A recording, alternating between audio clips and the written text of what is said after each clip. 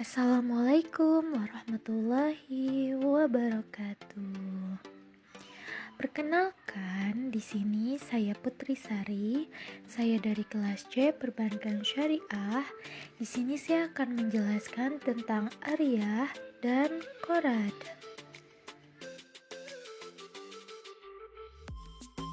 Al-Ariyah terambil dari kata arah, yang artinya pergi dan datang. Ada juga yang mengatakan bahwa Arya terambil dari kata at-tadawur, yang artinya tadawur atau saling bergantian. Al-Ariyah ialah sesuatu yang diberikan kepada orang yang bisa memanfaatkannya hingga waktu tertentu, kemudian dikembalikan kepada pemiliknya.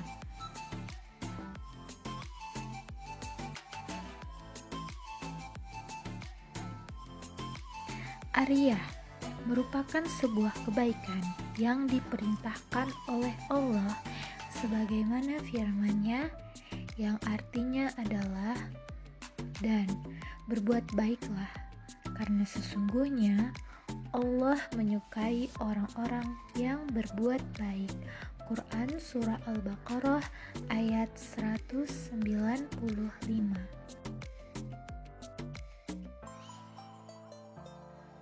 Ariyah merupakan bolehnya menggunakan atau memanfaatkan suatu barang bukan untuk memilikinya.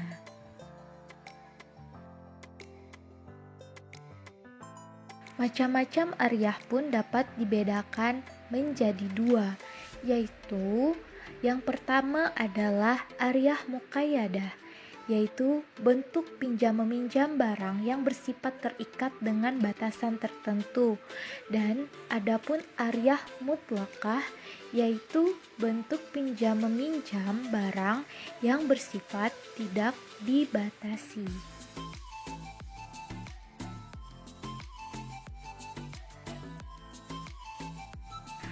Perlu diingat, hukum ariyah adalah sunnah.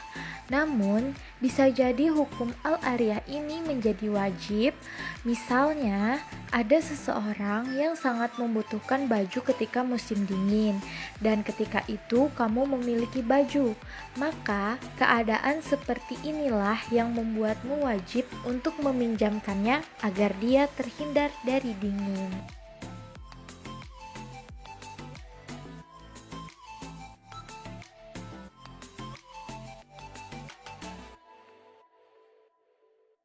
Rukun al-ariyah pun dibagi menjadi 4.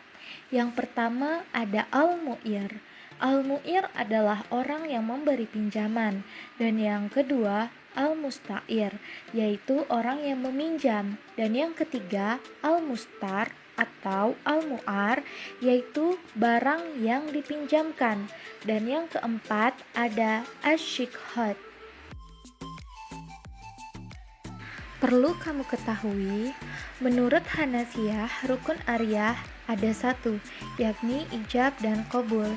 Ijab dan qabul itu harus ada karena ariyah itu pindah kepemilikan, dan ariyah tidak sah tanpa ijab dan qabul. Ijab dan qabulnya tidak diisyaratkan harus dengan lafaz, mungkin cukup menyerahkan barang pinjaman kepada si peminjam.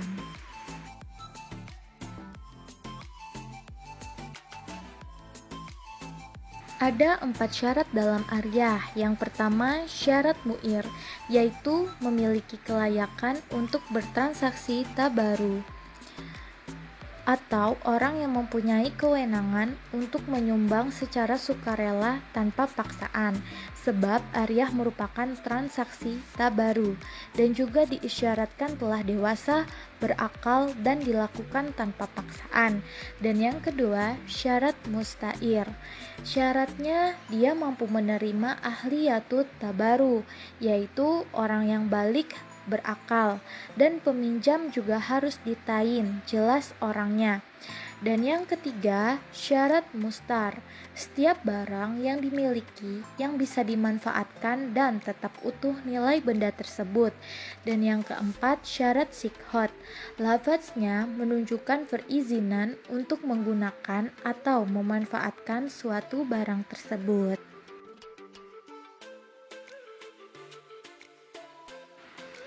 Konsekuensi dari akad pinjam-meminjam adalah peminjam boleh memanfaatkan benda yang ia pinjam, tetapi peminjam tidak boleh meminjamkannya kembali barang pinjaman itu, karena akadnya hanya pinjam-meminjam saja, sehingga peminjam tidak mempunyai kewenangan untuk memberikan kebolehan kepada orang lain. Untuk hak pengembalian pinjaman, pemilik harta boleh mengambil barangnya kapanpun selama tidak merugikan pihak peminjam, dan bagi peminjam diharuskan baginya mengembalikan barang tersebut jika pemanfaatannya selesai.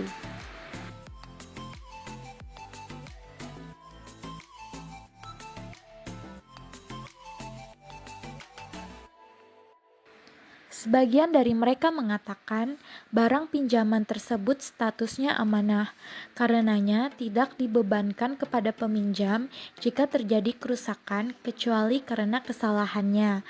Tetapi kerusakan yang diterima adalah pengakuan peminjam.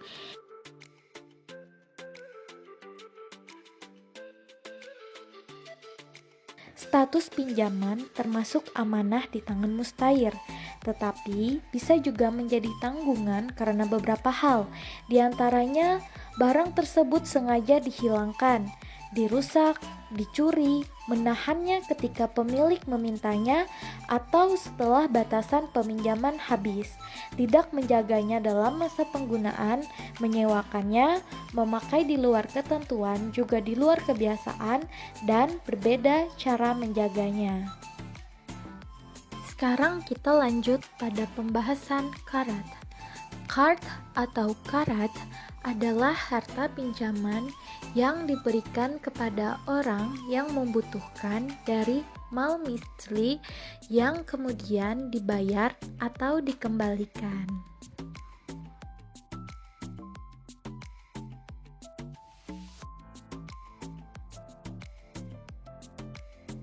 Qard adalah suatu perjanjian khusus untuk memberikan pinjaman kepada orang lain dan dikembalikan sesuai dengan jumlah yang dipinjamkan.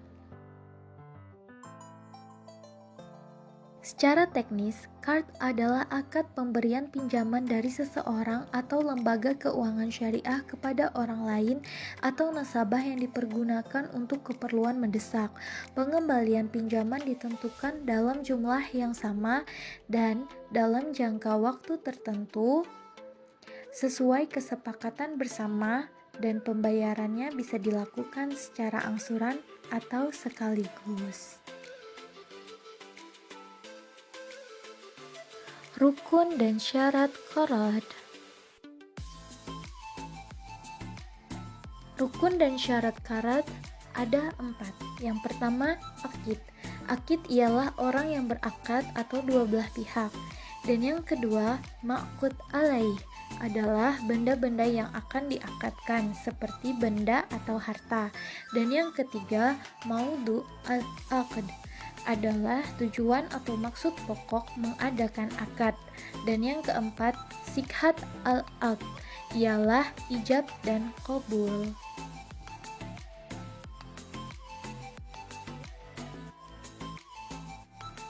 Adapun hukum ketetapan qard.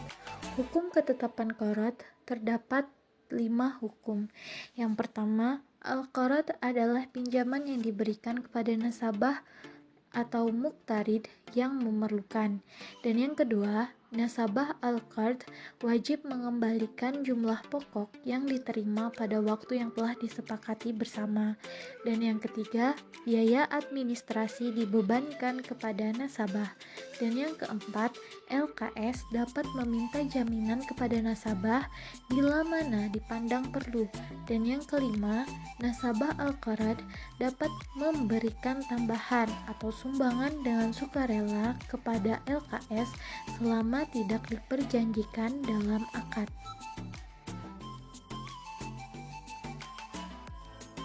Itu saja yang dapat saya jelaskan. Saya Putri Sari, saya mengucapkan terima kasih banyak kepada kalian yang telah menonton video ini. Semoga penjelasan kali ini dapat bermanfaat bagi kita. Wassalamualaikum warahmatullahi wabarakatuh.